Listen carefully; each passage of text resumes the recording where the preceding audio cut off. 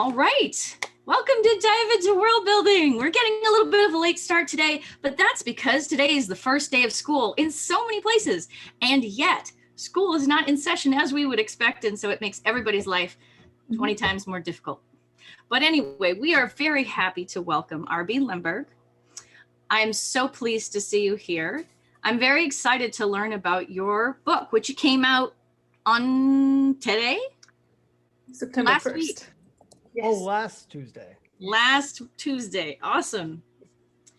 So my book is a week old. Aw. The baby in book terms. It's still in diaper. But I'm very excited. Okay,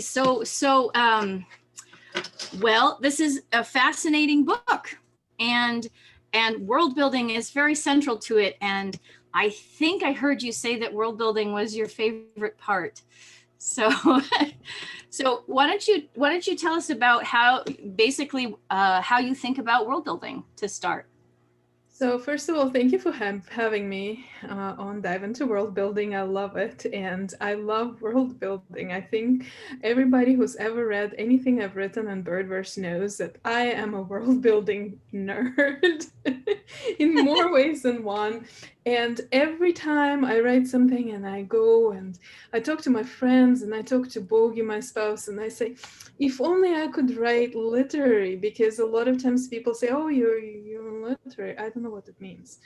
And I try, but then the most important part of why I'm even bothering to sit down and write is missing. And that's world building. We already know enough about the world. But the opportunity to come up with new worlds, new situations, new cultures, new details, new languages. I'm a linguistics professor. I mean, and my road to becoming a fantasy writer lay through academia and many years of thinking, oh, I can't be a writer, so I might as well become a linguist, which is my other great passion in life. Mm-hmm. I love world building, and I love so many things about cultures in contact. And I've talked a little bit after this book came out about how much trade as a metaphor and a vehicle for storytelling is important to me, as well as contact through language. And I think that when we think about fantasy, a lot of times people who write epic fantasy enjoy, or maybe enjoy is not a good word, but they are gravitating or they're attracted towards metaphors of war and warfare. And there's something really interesting about it. War, empires, politics, all this is great material for fantasy. But for me, the direction of more peaceful contacts, they're not necessarily peaceful, but they're more peaceful, such as trade, which still comes with a lot of conflict, or diplomatic communication, which is maybe somehow about conflict that might lead to war, but is oriented maybe towards preventing warfare and establishing communications between cultures that are different. This is what attracts me. So in the Four Profound Weaves, one of the characters is a Hana person. Hana in Birdverse are basically inspired by Jews, by medieval and ancient Jews, and by trade routes that Jewish people took. Not just Jewish people, these trade routes exist in there. There are many different traders, but what I am most familiar with is Jewish history.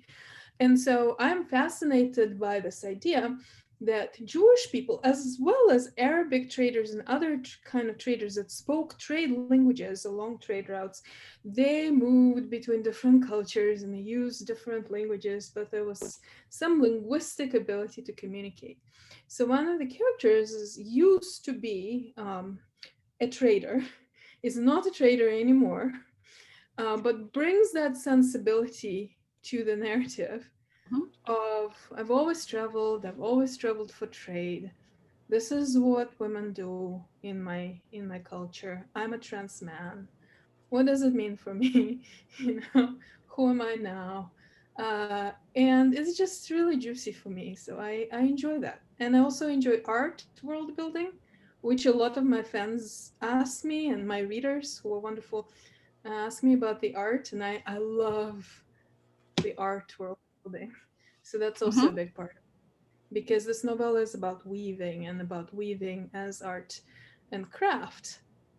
I don't even know what the distinction is, to be honest, between art and craft, beyond prestige, and who gets to sign a signature and who doesn't. Yeah. So, so did you choose weaving because of its connection with the trade routes aspect of the story? So I tell the story that I am an ex or post-Soviet, however you want to call it, and I was a child in the Soviet Union before it collapsed, and my family was a family of an artistic family. My dad was, of blessed memory, was an artist and an art restorer, and so I went, and my mom also, she's an architect, and so I was surrounded by all kinds of arts as a kid, and was going to become an artist. And I went to art school, which is a Soviet institution that you enter as a child and you continue until you go to college for art. And one of the things that I really enjoyed was weaving, and I knew a lot of people who were doing weaving, and I had the child loom. I was weaving. I was doing other things too. And then Soviet Union collapsed. My family had to flee. All those things, and my art career has never happened, and that's been really painful, but it's okay because I write about the arts. So weaving is very important on trade routes because of carpets. Carpets travel along the trade routes and have been traveling along trade routes since before we had recorded history. And we know from excavations, Pacific carpet and other carpets that were excavated, which are exquisite in very remote locations. And this is a very ancient art that is widespread. So it's also really fascinated me. The third aspect of this that fascinated me is that weaving in this world is associated with women and women's crafts.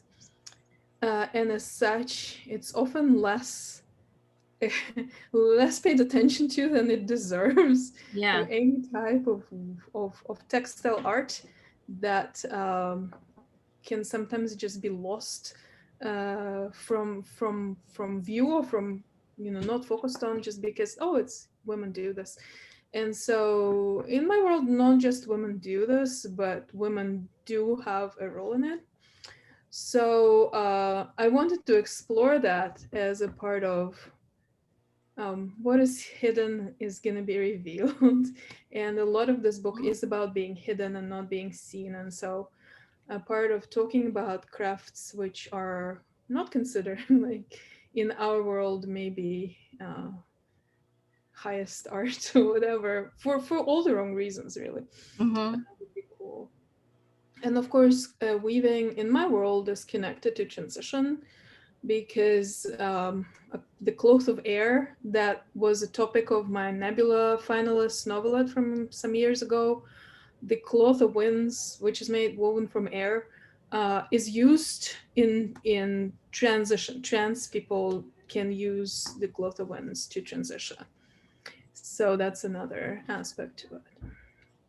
So this leads me to want to ask you specifically about the way that you elaborated the weaving into this magical sort of elemental-ish. It's not really elemental in the way that we've seen it in so many different narratives, but how those two things grew together in your process. I was always fascinated by flying carpets, because flying carpets are a thing that I grew up in as a Russian person. And they're not usually associated with the Russian stuff, but they're Russian, along with many other cultures, and God knows where they came to originally and how they arrived to Russian folklore. But I first learned about flying carpets from Russian folklore, from oral tradition, as well as from things people would read to me when I was a kid. And I was fascinated by the idea of a carpet that can take people places. Then I read a lot of folklore, and I have like all kinds of credentials in folkloristics, which are irrelevant completely to this. but I've read a lot about flying carpets because I like them. Mhm. And I started to figure out, well, what is a flying carpet? Well, it's about wanderlust. And it's Okay. it's a word that exists in some languages and is borrowed into other languages and doesn't exist in some languages. And it's really important to me as an immigrant and a person who gone all around and is constantly preoccupied with an idea of where is home and what is home in the first place and Mhm. where are we going, and why do we want to go. And I'm a person who has a lot of wanderlust, and of course in a pandemic that's pretty much the worst thing to have right now. Oh Because no. Yeah, like mushrooms it's on a really log. hard. I sympathize. So, and I thought, well, what is the carpet of wanderlust would be made of? And so then this is a carpet of sand, and then the carpet of winds, which I thought about was a metaphor for transition, and then the carpet of hope actually came from a poem of mine that I wrote. And poetry is bizarre to me. I'm a poet, as primarily started as a poet. Now I do more fiction, but I still at heart I'm a poet and hope to remain a poet at heart. Mhm. And poetry sometimes just ambushes me. Sometimes I sit and I'm like, okay, I'm gonna craft something, but sometimes it just bludgeons me. And I'm a good person to be bludgeoned by a poem because I've learned that when I'm bludgeoned, I need to grab my pen, write it down, and I'm dropping everything else. I'm not making any excuses. So this poem came, and I wrote it down, and it had that carpet of song that was first spun. The threads were spun from feathers of the goddess bird, um, and the person was spinning them by singing, and that's a very strong image that I've gotten of a woman standing at the edge of an encampment in the desert and singing, and the goddess bird was in front of her, and she was spinning by singing. And singing is very important in bird verse.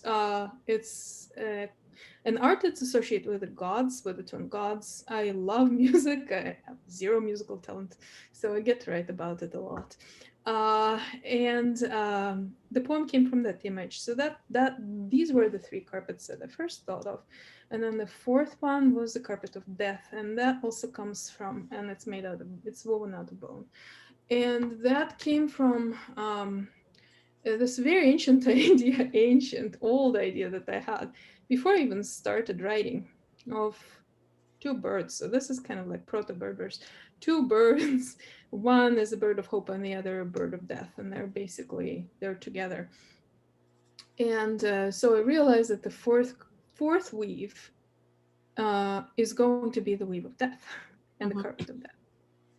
So that's how I kind of came up with that idea. Lots of things kind of growing organically outward. That's very cool.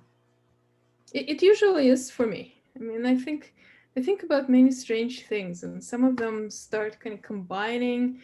You know, I remember I was a teen, and when I decided to be a linguist, and I was kind of still lost between my languages, I was speaking many different languages. I couldn't figure out what I wanted to write in, and I thought to myself, well, I love making worlds. Love making worlds.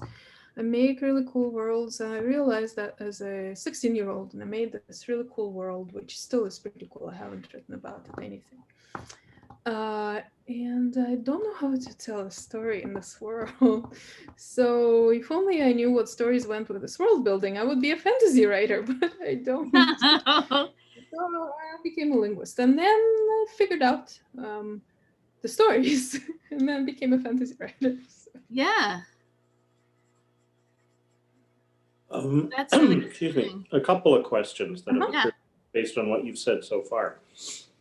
In a lot of mythology that uses weaving for life, as in like, Norse mythology, Greek mythology, the death is the unraveling or the cutting off or the edge, not its own weaving. And so I'm wondering how you approached the carpet of death, given that the usual metaphor I have encountered in folklore has been and mythology has been the edge of the carpet, right? Or the end of the carpet is the death, and the carpet, everything in the carpet is life. So that really I found very striking.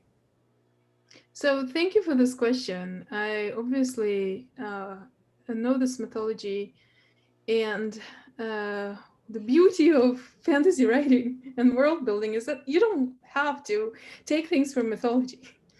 They can be there, and you can just leave them there. And often you should leave them there because they're not yours. And sometimes they're yours, but you don't want them. So for me, the idea that hope and death are intertwined, that processes of hope and life and deciding to continue to live, and processes of grief and loss go together. And this is informed by my own life and how I live my life, for better or worse. I write about trauma a lot. This is no secret. I've been through a lot of trauma, and healing from trauma is a major theme in my work. I'm really, really into healing from trauma. So the fact that the carpet of death is woven and it's an intentful act it's not about killing people. In this particular instance, it's about allowing the dead the space that they have been denied.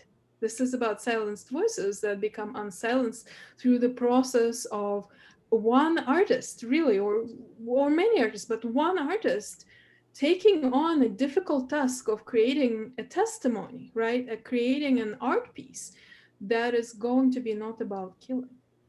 It's going to be about memory. And so... Cool! Yay! I said something. I don't know. That worked. But yeah. Sorry, I didn't mean to stop you. I just wanted to make a comment. No, this is great. I mean, I think that sometimes we just have no idea where ideas come from, and that is legit. And it's always so exciting when you look back and think, wow, that's what that was. Ooh, it all makes sense now. Which is sometimes is the process, and that's okay. Thank you. Other thoughts from Paul or Kimberly at this point, since we're doing questions? I do have a question based on the description of the book, which I haven't yet read, I admit. So in the description, it talks about, you've already talked about here, about women in caravans and trading, and the description talks about men remaining enclosed or cloistered as scholars. I was curious as to where you came up with that idea and that gender division of labor. This is Jewish. This is very simple. This is Jewish. And it's, of course, it takes what we see sometimes in Jewish history, not throughout Jewish history. Jewish history is very long. But what we see sometimes in Jewish history, and we kind of put it and amplify it. And the idea is that, for example, one example is that Eastern Europe, the idea of Jewish life in Eastern Europe, 18th century, 17th century, would be that the women would be the so-called women of valor, Eshet Chayil. And the woman would be trading. She would have a shop. If she was from a good family, right? She would have a shop, and she would maintain the shop, and she would travel as needed to stock the shop, and she would take care of her children, and she would feed everybody, and she would give wise advice, often unsolicited, and she would be very loud. Sometimes she would learn in stealth, but really she should not learn, because that's a domain of the men, who are supposed to be delicate Torah flowers. They spend their life indoors studying. They're studying. And if you are a failed man, if your masculinity failed you, you are not in the house of study, because you're not cut out to be a scholar or a rabbi, which is the pinnacle of, you help your wife in the shop. You are in the back room because your life as a man has prepared you for scholarship, and you have studied Hebrew and some Aramaic, but you have not studied languages of non-Jews, which would allow you to conduct trade. And the knowing non-Jewish languages, such as Russian, Polish, German, and others, was what made a woman marriageable. This is really cool. And when people would do matchmaking, they would praise a woman who could speak Polish like water because she would be a good trader. And of course, these societies were segregated by gender, not quite as extreme as in my book. But they were segregated by gender because, of course, men and women had different linguistic repertoires. Women mostly spoke Yiddish. They didn't mostly know Hebrew, with many exceptions, but mostly they would not be educated in Hebrew. The men were, as a rule, educated in Hebrew. So they had these kind of separate lives, and they socialized by gender. And this is fascinating to me. I love separate linguistic lives. Yeah. Yeah, yeah. Mm-hmm. And so in Berbers, and I have not gone in depth into it, but in my work in progress Bridgers, which is about linguistics, about revolution in linguistics.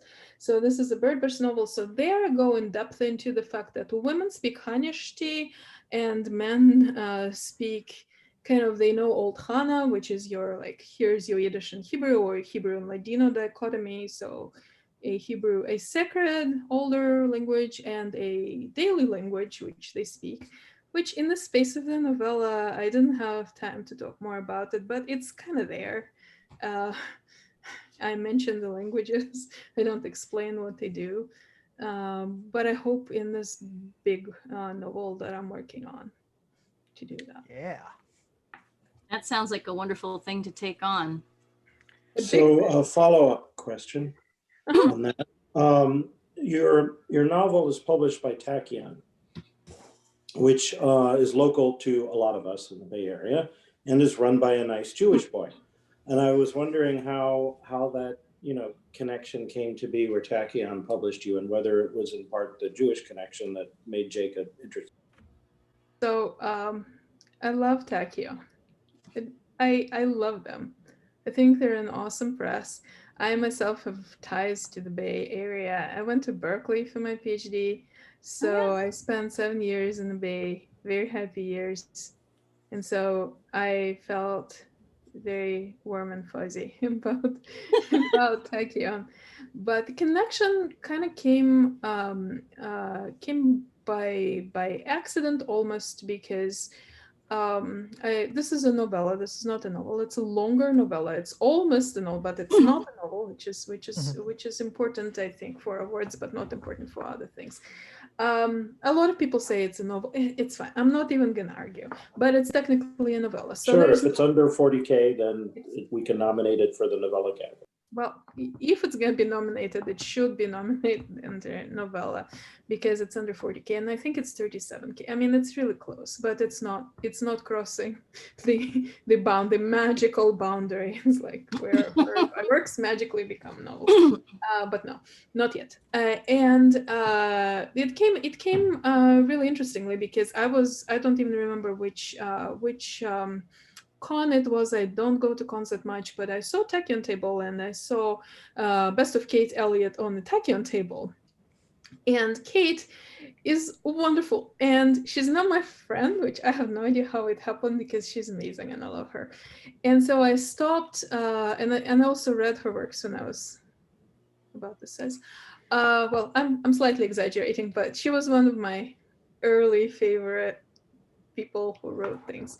So and former Bay Area herself. Sorry, yeah, she's in Hawaii, right?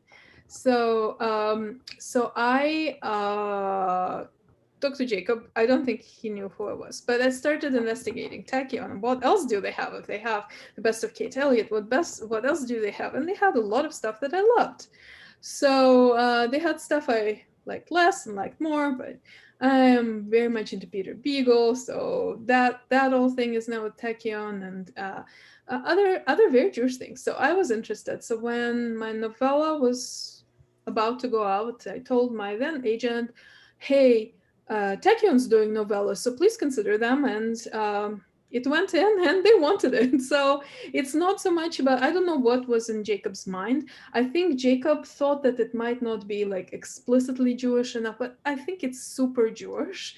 I mean, it's just super Jewish. It's just not a matzah ball. Some other food. It's not as in your face as a matzah. Well, when the world comes back, I very much hope you can come to the Bay Area for SF and SF and do a reading. So I was planning to. And I was so hoping to, and I was also going to do Writers with Drinks. And I love the ending. Charlie Jane was, everything was scheduled, and now we're hit by this thing, which I'm very grumpy about. I'm also, for my sons, a Le Guin Fellow.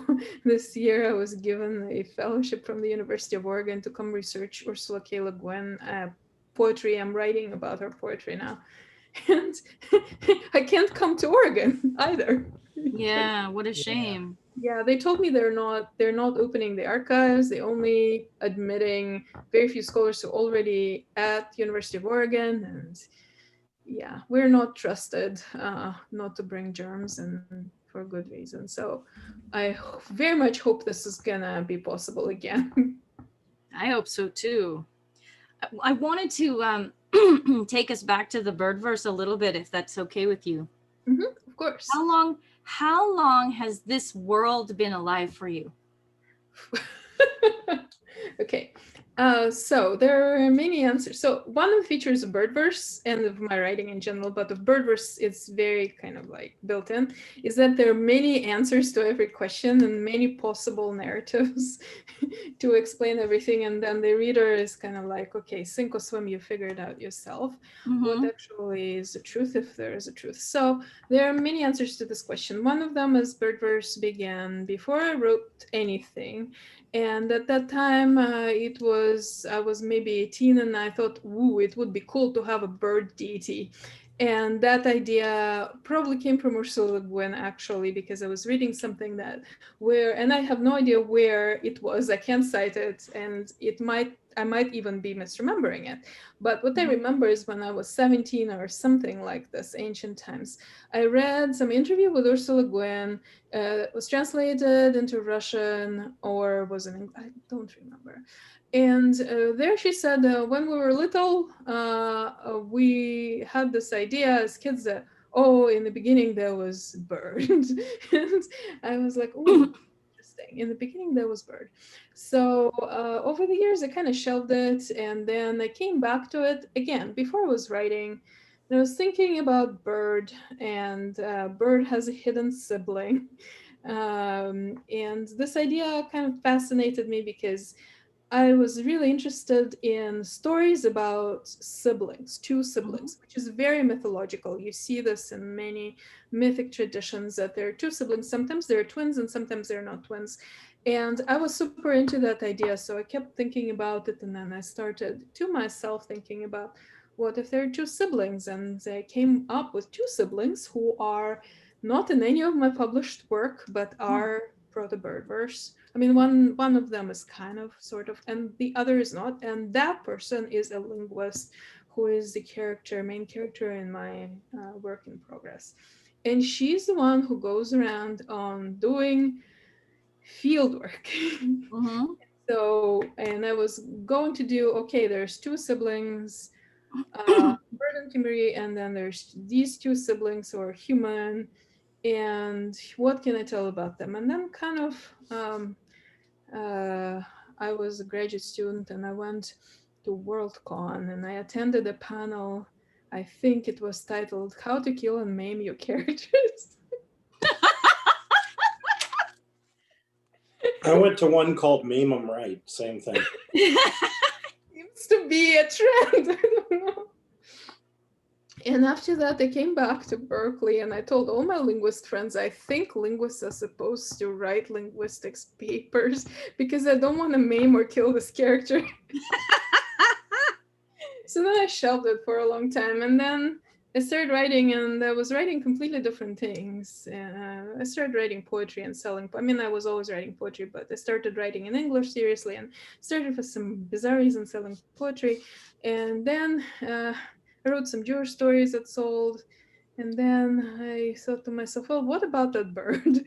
What about that bird? And so I came back to the idea of bird, and that's when I started. And that's the other narrative, is that It really all began with a story in Beneath Ceaseless Skies, which is called Hell Close and Syllables of Light, and which is the first Birdverse piece that was published, and which is, I've moved away from some of the elements in the world building because it was all very fresh, but that's when it really all started. Because that's why when I really figured out what the world was about, I figured out that I want to write about secondary world Jews. I invented the Hana people, like all the major aspects of Birdverse were only 2011 and onwards. Cool.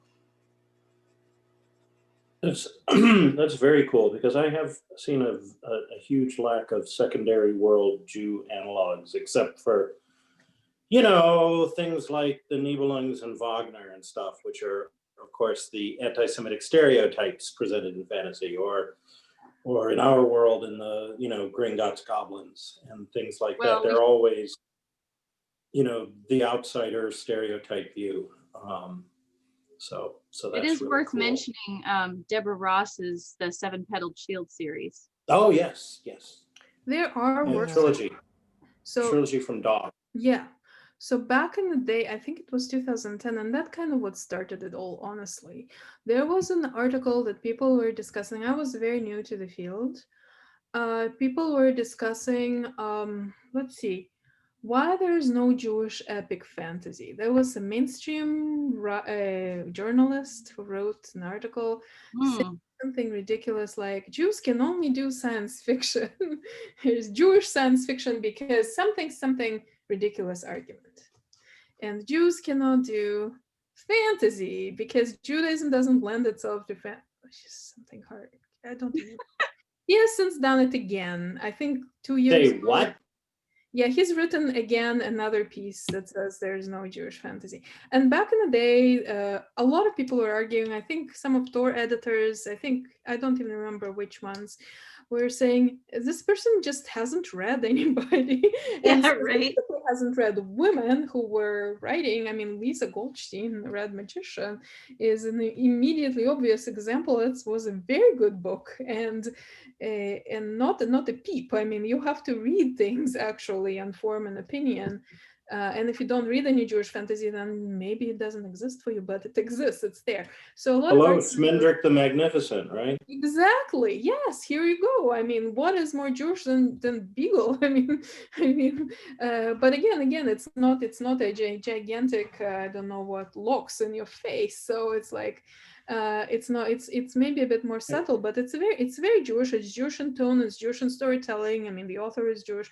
All of this is okay. But that critic kind of like fed my thought process of, so what is missing from this this picture? And I think what was missing from that picture is I wanted a grand world building, you know, like Tolkien-esque grand world building. And that's what I really love. And I thought to myself, well, Tolkien was a linguist and he knew a lot about Indo-European history, cultures, and languages, and mythologies, of course. I also happen to know something about those. And I know quite a lot about Semitic, and I want to write about Semitic as well as maybe Indo-European. So that's where the epic feel, I think, comes from for a lot of people, like in Birdverse, because it's so like I'm a scholar, and so like I know things, and I keep thinking about them. And I'm not the only person who knows those things. People know things, you know, but the urge to write about a big world where a lot of these details will subtly morph into secondary world building, and some of them I invent and I don't use any materials, but just like take the very rich Jewish history, which is very painful in some ways, and in other ways the painful aspect is emphasized and the other aspects are not emphasized enough.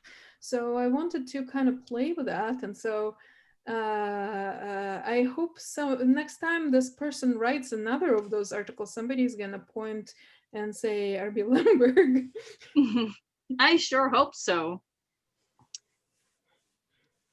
Otherwise he's going to need the rubber mallet treatment. Well, that too. They already do. Sounds but, like you he know. needs it already. Yeah, I would say But hey, that's a good career goal. I approve of that career goal. that's a good. I want to be that rubber mallet. My work should be the gentle rubber mallet, you know. I'm thinking more like a warhammer. the Torah scroll with which I hope nobody's gonna be whacked too badly.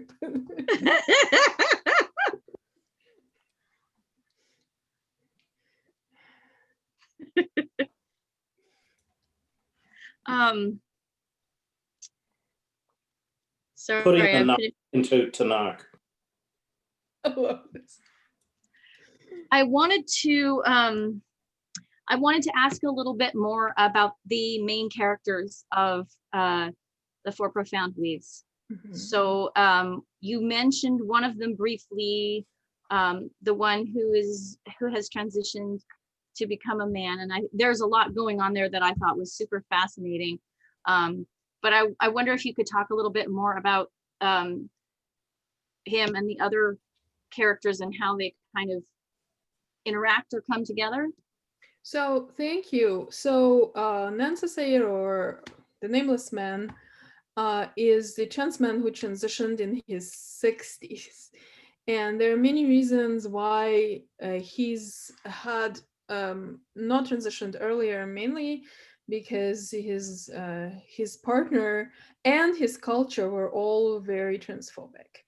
And but it was loving. And this is kind of a thing that many of us in the LGBTQIA communities and trans people especially really struggle with, that if families can love you and refuse to accept you whole, that they want some pieces of you and not other pieces of you. They want to cut out the pieces of you that they don't want, or they want to silence you.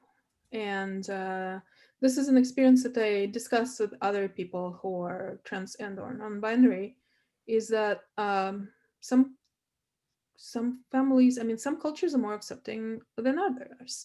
And so as an immigrant from Russia and Ukraine, which are not known for their acceptance of LGBTQIA identities broadly construed, I've experienced a lot of it myself, and I have friends of various non-American backgrounds who also experience this, that they can be much more accepted in English than they will ever be in their own languages. They will their families can be very loving, but they're closeted with their families and they're out with everybody else because the families will just never.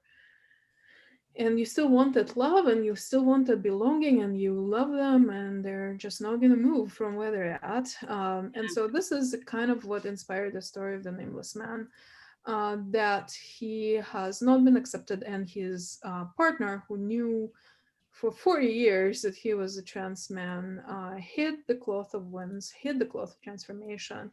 And at some point he said, well, I'm not gonna wrestle you for it. When you're ready, just give it to me. And she was never ready.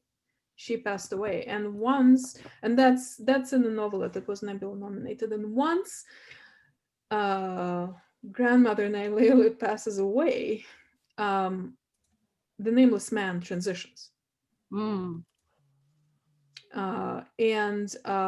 the story of the Four Profound Weaves is what happens after he's transitioned, because he's older and he's lived most of his life socially as a woman. He's never been a woman, but he's traded, he's been a grandparent and kind of a mentor to grandchildren. I mean, he's done underground artifice, which women are not supposed to do, but he's done it, and other women who are cis women are doing it also, because some people want to do things which are forbidden, and that's okay. And he's coming to his life as a man, as himself, as authentically himself, when he's in his 60s, and that creates a lot of conflict for him. And again, the questions of where do I belong, where is home, how do I fit in a society of men that I've never, of Hana men that I've never been a part of, but that's my place basically, maybe. So that's these are like big identity issues that are swirling. Yeah. He doesn't have a name. He's looking for a name. He's trying to figure out who's going to give him his new name. He's really struggling with what does it mean to be a man in the culture that has helped him transition. That's not for him, maybe, because there are different models of masculinity, and that doesn't fit, and this doesn't fit. And the other character is Wizia Lally, who also appeared very briefly in the novel. She's not developed there. And I always knew that there is a story there. And I was really like, what is the story? And so when I started writing, I figured out, well, she's a trans woman. And we don't know, and it doesn't really matter. I mean, we'll find out very early on, but it doesn't matter societally so much there, because she's a part of a trans friendly, not just accepting, but like celebrating society where transitions are celebrated, and it's a whole community comes together to help a person transition. There's a party, there's like magic, sandbirds, carpets, things are cool. And there's even in the same roughly construed geographical area, there is the capital of the desert kingdom of Buri, which is Chemazri, which is the royal of Chemazri is trans, and Stage is a very ancient and very interesting character who is trans and who's bigender and transitions back and forth, and runs or hosts what's called a Sandbird Festival, where people come who want to transition, and the old royal helps them transition. So it's kind of like, here is this super trans-friendly world. So for Wizia, nobody cares much that she's transitioned. She's transitioned as a child. She's a weaver. She's woven her own cloth of transformation when she was an apprentice weaver and transitioned. And it doesn't matter societally. It still matters to her. I mean, she still knows that she's trans, and it matters to her, but societally, it's like, it's not a big deal. It's not that it's meaningless, it's meaningful, but it's not a big deal. It's not something that people should get frustrated about or upset about, or even like worried about, because it's fine. You're trans, you transition, or whatever your decision. Some people don't transition, and you're accepted. And when they meet as people they've known each other for years, but they are becoming close friends now. And that's when it comes out that she's also trans. Oh, interesting. Because he's assumed that she's cis. He, a trans man, assumes that she's cis. And she says, no, I'm trans. I'm also trans. I just transitioned earlier in life, and it's not a big deal. And so I think that their journey is a journey of two trans people who are all in their 60s, but they've had very different trajectories in life, because one was accepted and one was not accepted. And that was something really important for me to talk about. That's really neat.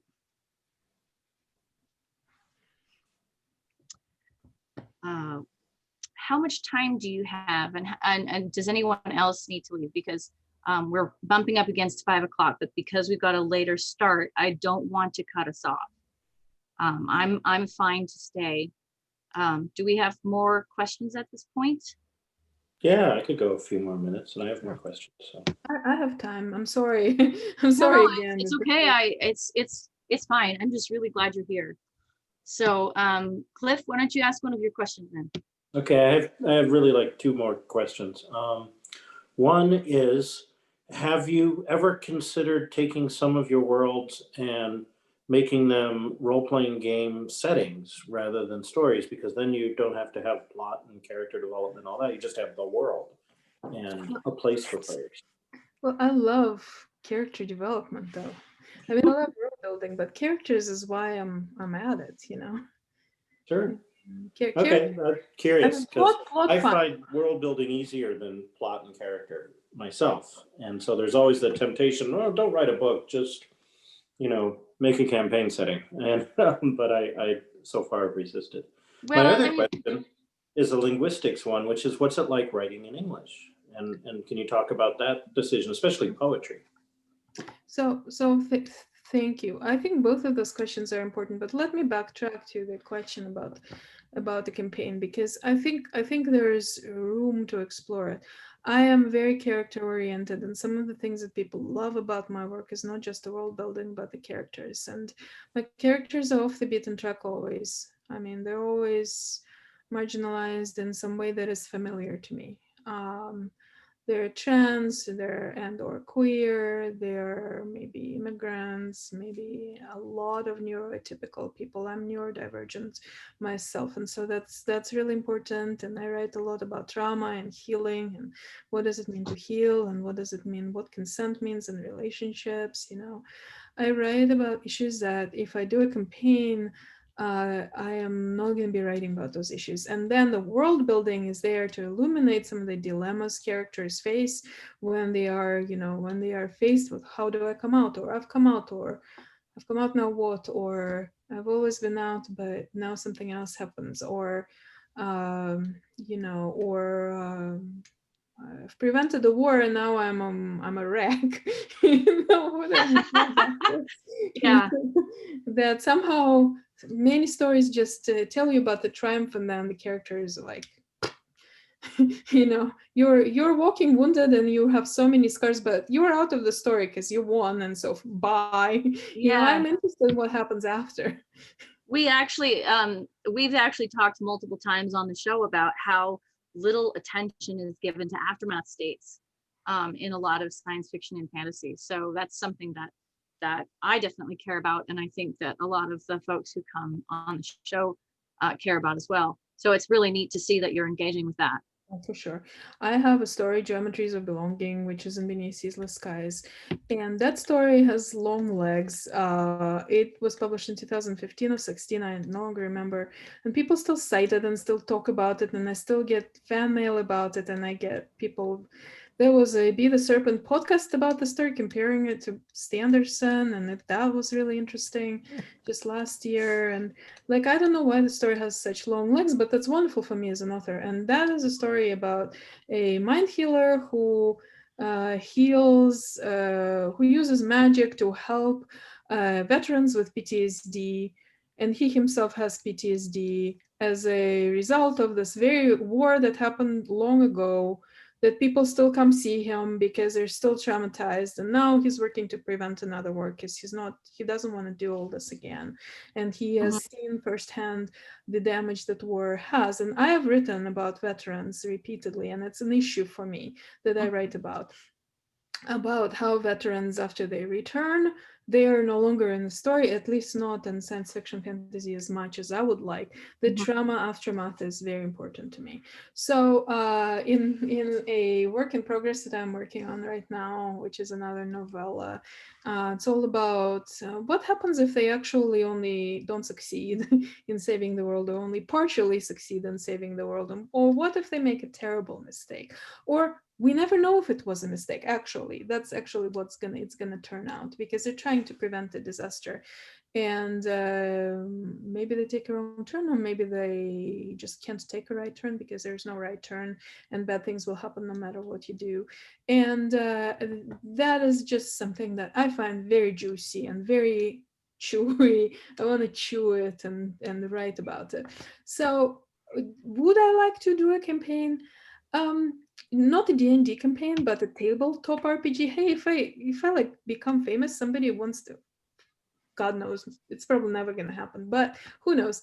And somebody wants to develop a tabletop RPG. Hey, that's cool. That's awesome. I mean, I'm all for it. People have done very interesting things with some of my work. There are musical collaborations that I love that people have done, and other things that I find really fruitful. So yeah, I'm open to pretty much anything. I'm flexible that way. As for English, okay.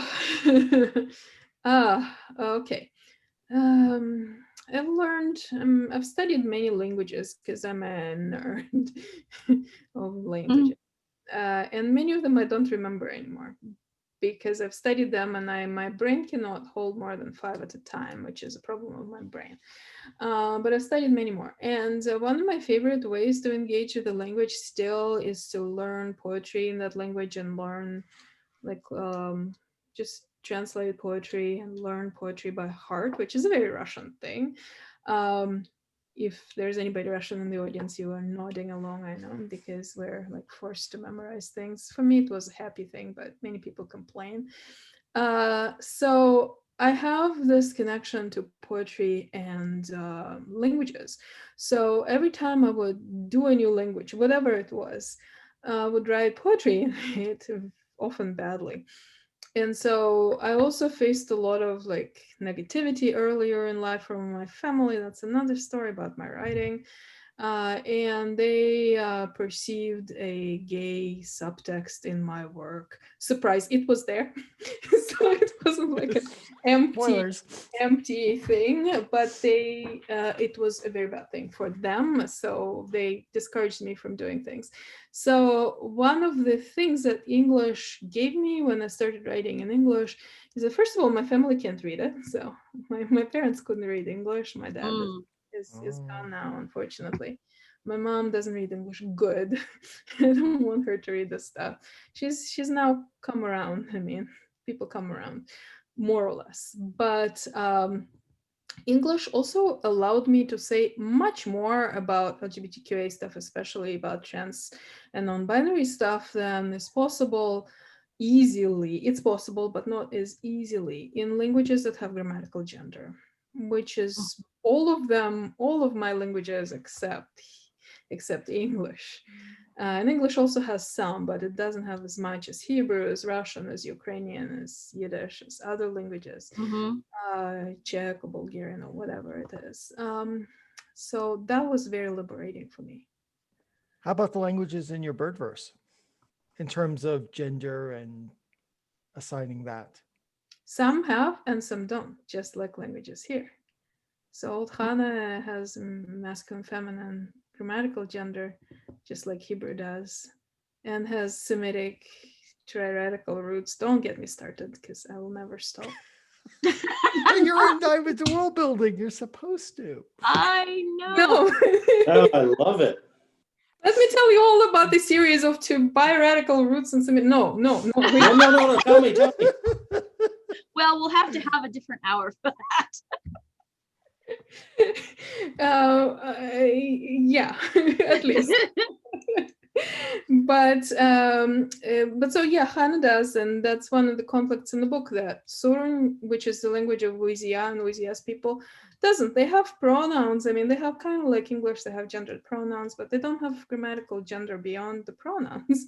They have gender through pronouns, and they have a gender neutral pronoun, which is Tai, and they just whatever, and it's liberating for all the Hana characters to visit Surun and other peoples in the desert who come from a language family which is not based on Semitic, and actually invented that it's not based on anything, and there's no grammatical gender marking except for pronouns, kind of sort of like English.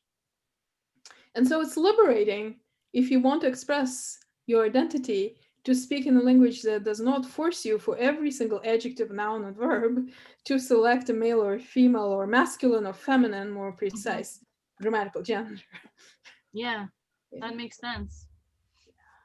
So there's diversity of languages in birdverse. This is my fun, right?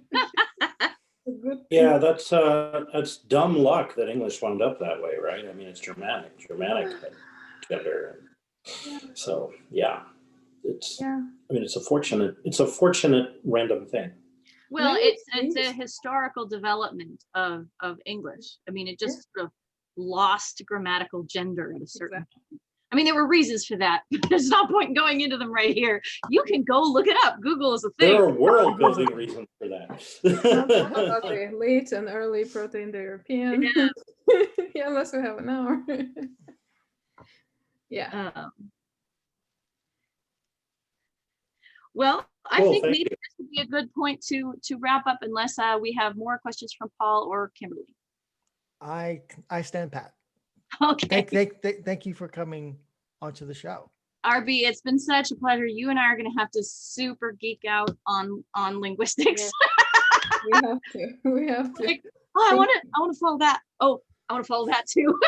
Well, Well, sure, and I'll be happy to, because I know that you and I share this interest, and it's such a cool interest. I mean, I'm just a bit biased, as you might have noticed. No, it's really wonderful to see other people engaging with language questions in this field.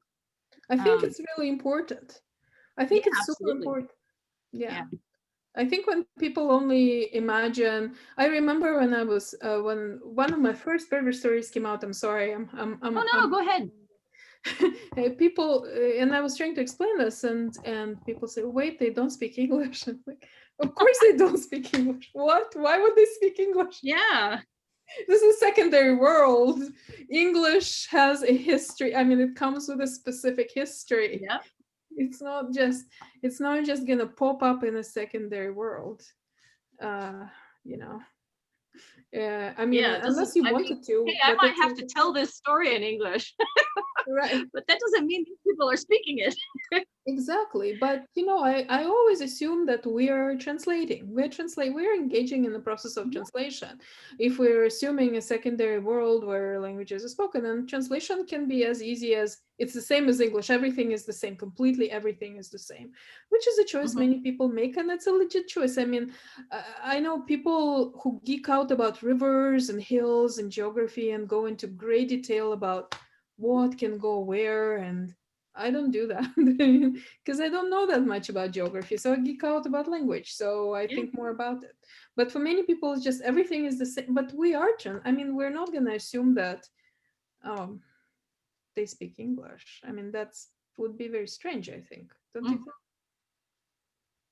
I mean, all right. So what I'm even in Star Wait, Wars, they're technically speaking basic. yeah, I mean, I don't know as much about Star Wars, but yeah, I think it's. I know too much. Okay, then I'm gonna listen to you on that issue gladly, because I don't know that much about it.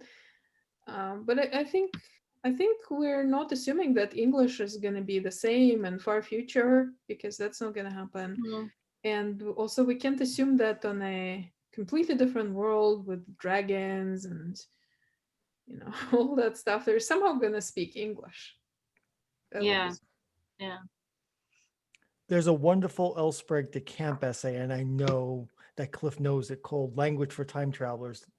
And it postulates how English might evolve in the future, and it sounds completely different because that's what languages do. They evolve. Funny that. Funny that. And then there's the Poul Anderson short story, Uncleftish Beholding. Yes. Which is a few pages of a physics textbook in an alternate history where English was not influenced by French and is an entirely Germanic language. And every single word in the story is Germanic. It's insane. Actually, it also makes me think of Maria Davina Headley's recent Beowulf translation, which I have in my hand, and you should also read. Got it? I scooped it up, but I haven't read it. But anyway, all right. So just to finish up, let me say, RB, thank you so much for being here. Everybody go out and buy their book, The Four Profound Weaves. It's really neat stuff. And it's super geek outable, as you have seen for the last hour. But for now, what I'm going to do is I'm going to take us off streaming. If you would like to continue the conversation in private after that, that would be great. We will meet again next week at the same time, and we're going to talk about sensory detail. So hopefully you can make it. And RB, if you'd like to come ever, you're welcome. I would love to. But for now, I'm going to take us off.